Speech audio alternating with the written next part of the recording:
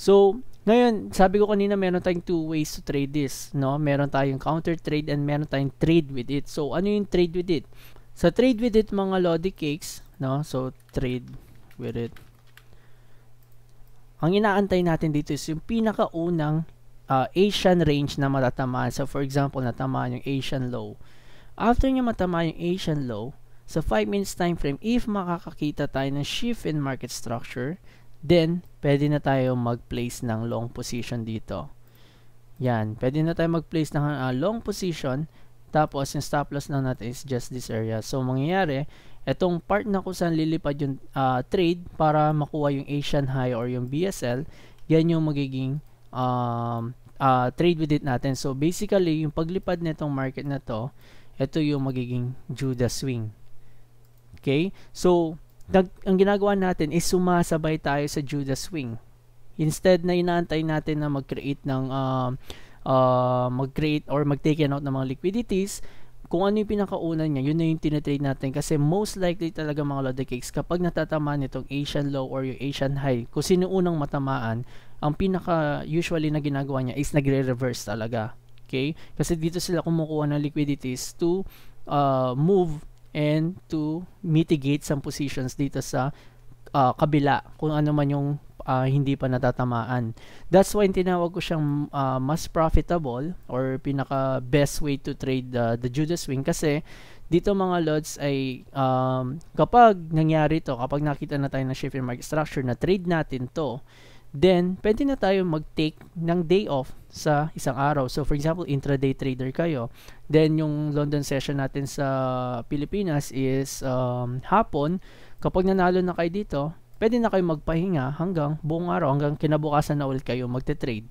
Okay, kung gagawin nyo to araw-araw, then mas better kung isang position lang gagamitin nyo per day, hindi na kayo maghahanap or hindi na kayo titingin sa chart buong araw. Kasi kung lagi natin nakikita yung ganitong setups mga Lodi Cakes, then mas better no, na titrade natin siya, tapos ahayaan na natin yung market kung saan man niya gusto pumunta mamaya. Kasi ano talaga mga lods, ang high probability setup talaga is if makakita tayo ng shift in market structure after niya matamaan yung Asian low or Asian high, then yun yung pinaka best way para i-trade itong Judas swing. Or yung pinaka best method para i-trade itong Judas swing is always wait for first liquidity sweep. Okay? So, dito sa pinakita natin is unang natamaan yung Asian low. Same thing din kapag unang natamaan yung Asian high. So, pag natamaan yung Asian high, then if makakakita tayo ng shift in market structure, doon pa lang tayo magte-take ng trades. Tapos yung take profit natin mga Lodi Cakes, ako for me, ang pinaka best way to take profit is Asian low. No? So, bakit Asian low? Kasi most likely, ang trade hanggang dito lang siya umaabot, then magre-reverse na to. Kasi nga, Judas swing mga Lodi Cakes, ang Judas swing is hindi nagtatagal to, hindi to actual trend. Ang actual trend ng market is going up. No? So, yan yung isa sa pagtitrade ng Judas swing is kailangan hindi tayo magiging greedy kasi hindi ito yung actual trend. Minsan lang mangyari yung merong position na ganito, tapos aabutin niya pati yung SSL sa baba. Minsan lang mangyari yung ganyan, pero most of the time hanggang dito lang sila sa Asian low, then magkakaroon nito ng massive reversal na kung saan ito pa lang yung pinaka-actual trend. Okay? So, ako, for me, mas better sa akin itong trade with it. Then, kung gusto niyo naman ng long term or yung pinakamahabang risk to reward ratio, then, mas maganda, antayin nyo yung after ng Judas swing, which is itong part na to. No? So, kanya-kanya tayo, pero for me, mas better sa akin itong trade with it kasi ito yung pinaka start of the day, no? Ito yung pinaka time na kung saan nagsisimula pa lang kumuha ng liquidities yung market. Kumbaga, dito pa lang sumasabay tayo sa pag-induce ng mga big players sa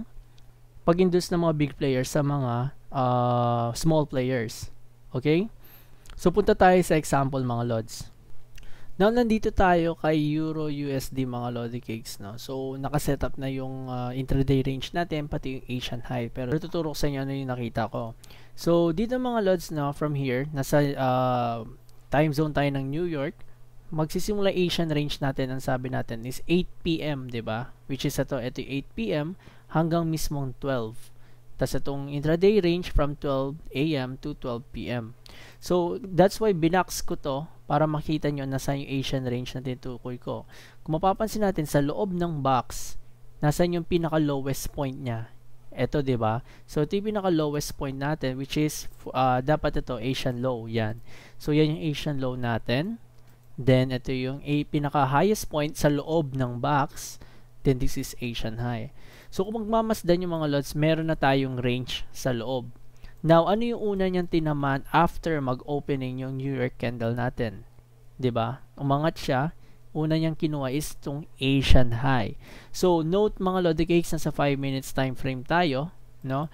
Tapos, kung mapapansin natin dito mga Lodi, yan, patuloy siyang umaangat, nag-create siya ng high, nabasag niya to, pero sa part na to, nakita nyo kung paano niya nabasag to, nag-create ng higher high, pero itong higher high na to, binasag niya tong higher low natin. So always dapat alam nyo pa din dito yung market structure natin. Dapat may idea kayo kung paano nag-work yung market structure, kasi kung hindi nyo alam paano gamitin tong market structure, na which is ilang beses ko nang tinuro dito sa YouTube channel natin, ay malilito talaga kayo kung ano yung tamang shift in market structure, hindi. So ito yung higher high, ito yung higher low, nabasag na siya dito.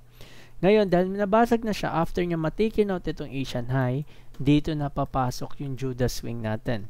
So, dito na papasok yung London kill zone natin, which is yung 2 a.m. to 5 a.m. ni ICT. So, after yung mag-shift in market structure, kitang-kita naman natin mga lods, meron tayong FVG na na-create. So, itong structure na ito mga Lodi Cakes, tinawag ko sa Discord natin nung minsan lang, no? As of, nire-record ko to, and tingnan nyo naman kung paano namin nakuha itong trade na to. So, after nyo naman yung shift in market structure, binalikan yung FVG, then, itong part na buo na to, from here hanggang dito, yan ang Judas swing. Okay, so ilalabel natin siyang red. Ito yung part na kung saan nag-manipulate yung market. Tingnan nyo, saan yung una niyang tinamaan? Yung Asian low. Tingnan nyo maigi mga lods, after niyang tinamaan yung Asian low, boom, nag-create siya ng rejection, sabay umangat. Pero anong pinagkaiba nito kung bakit mas magandang i-trade yung trade with it, or yung sinasabi kong method na mas better i-trade yung Judas swing kesa antayin bang mag-form yung Judas swing bago kayo mag-trade, is eto, minsan nagkakaroon tayo ng trend continuation. Okay? So itong Judas swing na to, nangyayari is instead na umangat siya, nag-create siya ng trend continuation. So, dito kasi mga lods, kung makikita natin, wala tayong makitang market structure shift. That's why yung market is nag-trade siya patuloy hanggang dito, hanggang matapos yung range natin, tuloy-tuloy pa rin siyang bumaba. Pero kung napansin nyo dito, una niyang tinamaan yung Asian high, nagkaroon tayo ng instant reversal. No? So, ito yung isa sa example kung bakit ang gandang i-trade itong best method natin sa pag-trade ng Judas swing. Kita nyo kung paano tinatrade yung Judas swing mga lods, no? So, it's up to you kung anong pipiliin nyo, pero for me, mas better yung unang setup natin. Then, try nyo i-backtest mga lods kung ano yung mas better sa inyo. Let me know down sa comments kung ano yung mas better sa inyo. Pero, ayun nga, for me, mas okay yung unang method natin. So, I hope nakatulong ko na malaki sa inyo sa Judas swing.